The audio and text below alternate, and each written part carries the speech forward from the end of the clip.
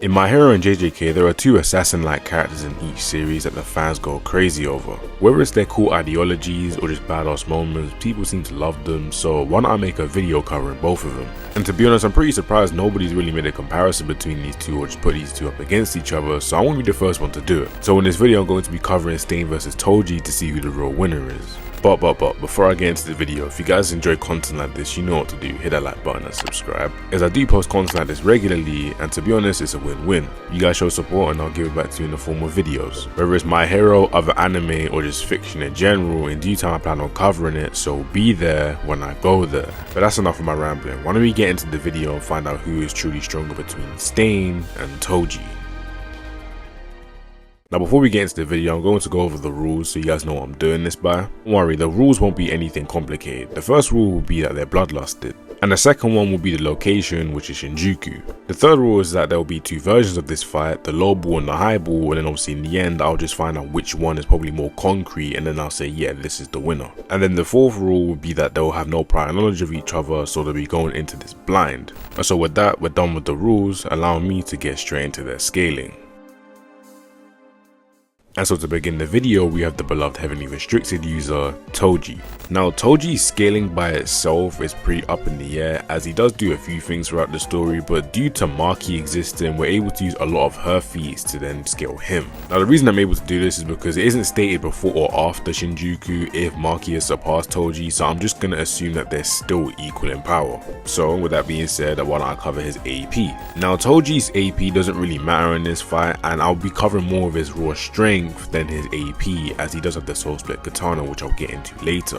Now in terms of raw strength, he should have city block to multi-city block levels of raw strength. In terms of AP, everybody that's at a decent level inside of JJK does touch this level, and Maki and Toji have some of the strongest raw physical stats out of everybody here, so yeah, they're definitely in this tier. One way we do know that he should have this type of AP is because Maki is able to go toe to toe with Sukuna for a little bit and obviously go back and forth, and it's not like she does it once, she does it a few times, but as I said before, AP for Toji shouldn't really be a factor, as he does have the soul split katana. Now for the Highball of his raw strength, I don't think the whole planetary JJK thing does apply here. The statement mainly pertains to people like Gojo, Sukuna, and Yuki going at their full power, and as we know, Sukuna never used his full power against Maki or anybody else inside the raid aside from Gojo, so yeah, it's not really applicable here. Now there is a point to be made that if Sukuna at his max power is planetary, then obviously what is he when he's suppressed or even just weakened in general, and the only thing I can say to you is the fact that I don't know, since it's never really explained upon inside the series, so I can't give you that answer. But with that, I'm going to move on to speed. Now speed inside of JJK and My Hero Academia is very contentious, as a lot of people don't like the higher levels of scaling when it comes to both series. Now I will say that one series does have a better foot inside the door than the other, but I'm still going to obviously use the Lowball and Highballs of each series. Now as we know, the baseline is Mark III, but the Highballed version should be around faster than light. And this is mainly due to Sukuna being able to fight Kashimo, who was sending out electromagnetic waves that do travel at the speed of light, and so if Maki's able to keep up with him, then obviously that makes Toji faster than light as well. Now in terms of durability, I would say Toji's around city block level to multi-city block level, as Maki and Yuji are able to tank Sukuna's slashes, and it's not like they only receive one slash. Maki and Yuji receive both slashes, and Yuji is able to tank it inside of his domain, and also at that point in time Maki was still a little bit stronger than Yuji, and so since Maki is able to do it, so is Toji. And it's also great to add that Maki did tank News Lightning. She's also taken multiple black flashes from Sukuna, and she did take a dead calm from Urame. Now whether she did tank dead calm or not is up in the air, as we don't get to see what happened right after, but I'm just going to throw it in here to add it to the Highball section.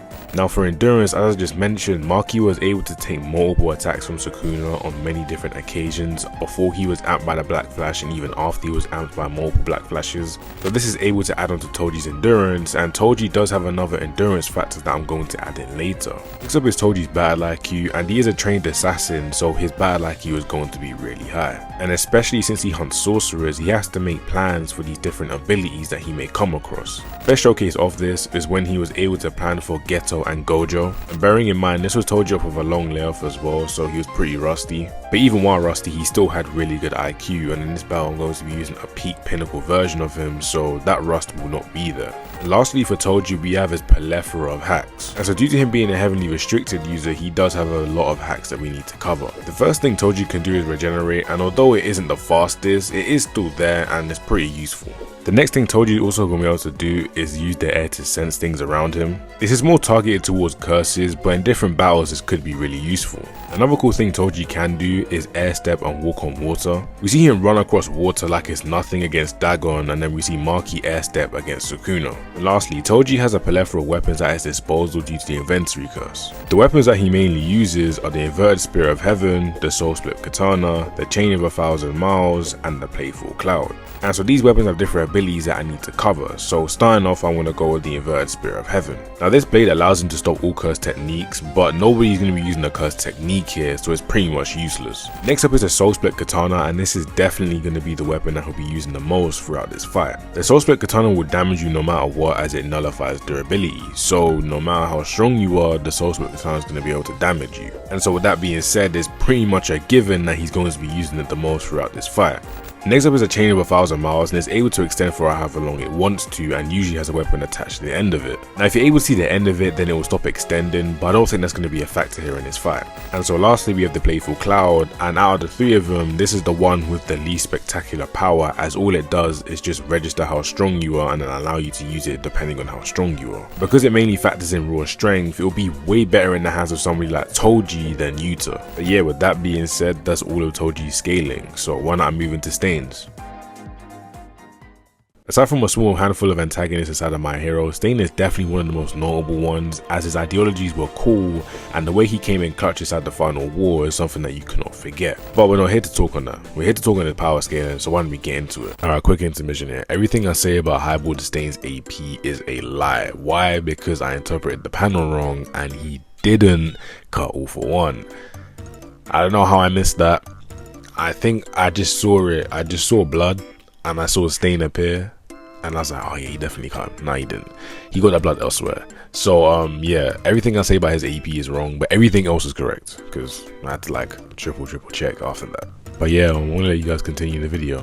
Now Stain had enough AP to cut through all for one, which is a very impressive feat. The reason this is very impressive is because this all for one is far stronger than the one that appeared in Camino, and that one was able to destroy a whole entire city without trying. This is also the exact same all for one that was going toe to toe with All Might, who changed the weather with one punch. Now the All Might that appeared in Camino and the All Might that did that punch may be a little bit different in terms of strength, but I don't think it's drastic to the point where we say it does not apply to that All Might as well. Now where this puts Stain in terms of AP is very up in the air. At the bare minimum, I'd say he's mountain level or even island level, to then even country or continental, as people that were able to fight all for one and damage him were around that level. It's pretty consistent that the high tiers in My Hero are able to create country level attacks, as Darby and Shoto are able to create a countryside storm with their attacks. But if Stain had this level of AP, then he would have done a lot more damage to all for one and probably would have been able to fight him for a lot longer, but obviously he didn't, so you can't really say that he has country levels of AP.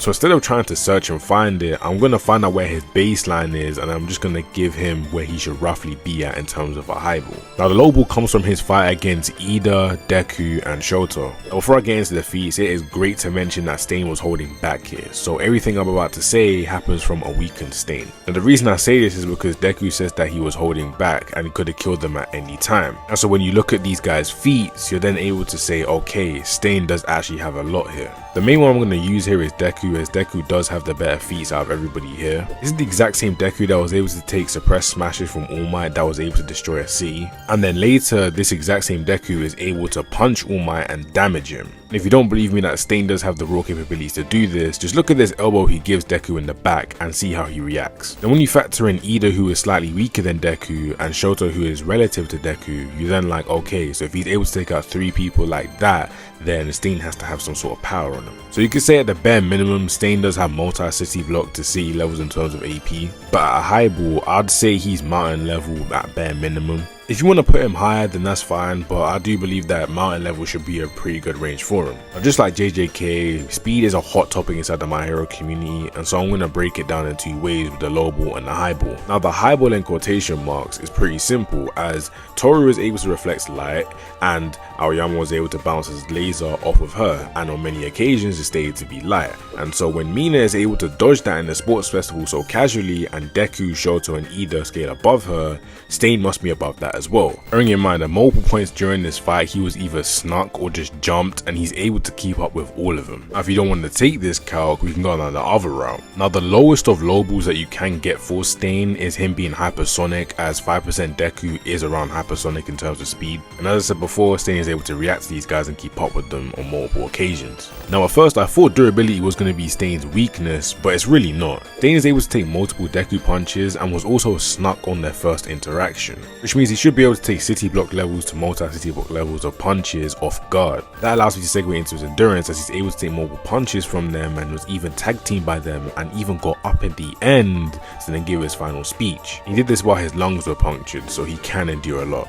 Next up is Battle IQ, and he is extremely well versed in combat, as he has taken on a plethora of heroes, and especially against Ida, Todoroki and Deku, who are very smart fighters, he was doing really well, but obviously lost due to him underestimating them and holding back. Also in Vigilantes he does make this comment about his skills being above understanding, but I'm pretty sure he's just waffling since he was just punched straight in the face right after that statement.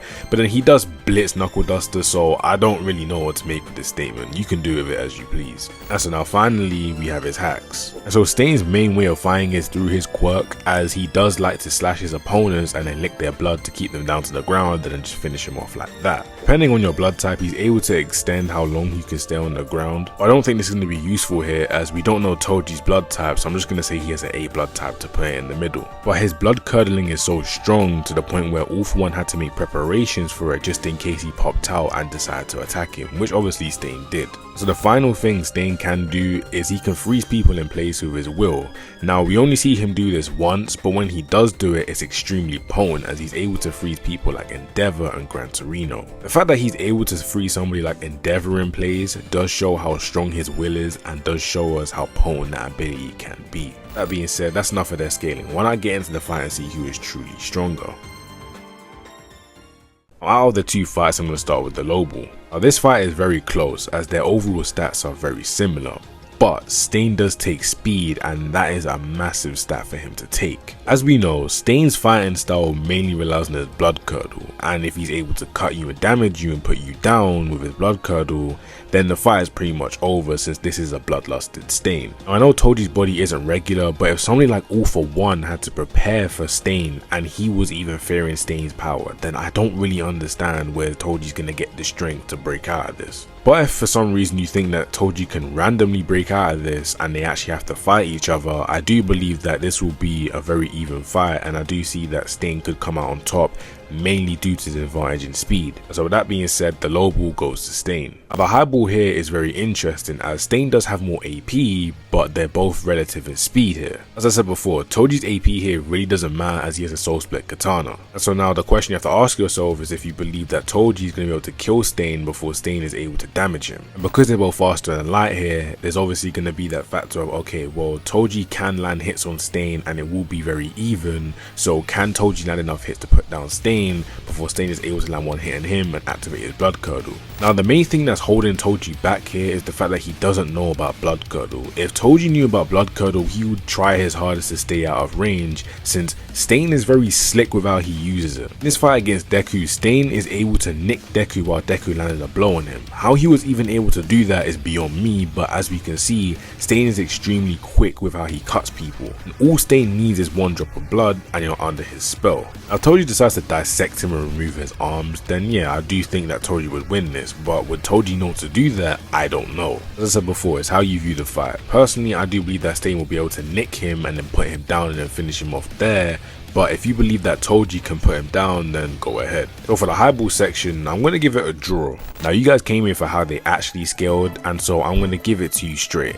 Stain is way stronger than Toji. The reason I say this is because JJK's speed isn't on the levels of My Hero's speed, and just the AP overall in My Hero is just far above JJK. He himself came out and was like, well, I don't know what I was doing when I went from Infinity to Mark. It leads me to believe that since he actually stated Mark 3 and was like, okay, I want to make Marky Mark 3 in speed, and then just had Kashima whipping out all these different lightning techniques, he was like, oh wait, I kinda did mess up here. On the opposite end of the spectrum, all Horikoshi has done is say that yes, Aoyama's laser is light. How the two authors approach speed is very night and day, and then when we go into the AP, my hero just far outclasses it. For instance, Gojo's maximum technique on his hollow purple only destroyed a piece of a city, while in my hero, a suppressed All Might is casually punching away a city. It's clear the series are on two different planes, and although you can make a few fights that could be interesting, I don't believe that the majority of the fights will be very interesting between these two series, as they're on two different planes when it comes to scaling.